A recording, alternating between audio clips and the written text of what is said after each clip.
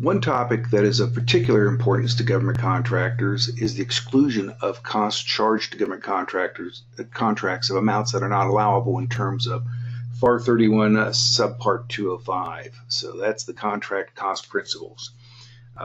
These are costs that you might incur during the normal course of doing business, but cannot charge such costs on your invoices to your federal customers. And these costs, these expenses can be direct or indirect. So let's illustrate what that means. So effectively, if I'm defining a chart of accounts item within the system, it gives me the capability, a purpose-built system should give you the capability to, when you enter an expense account, to tag it as unallowable. So examples of unallowable expenses might be key man insurance, interest on your line of credit,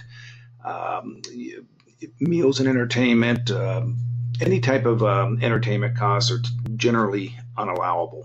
So again, you want a system that gives you the capability of tagging an account as such.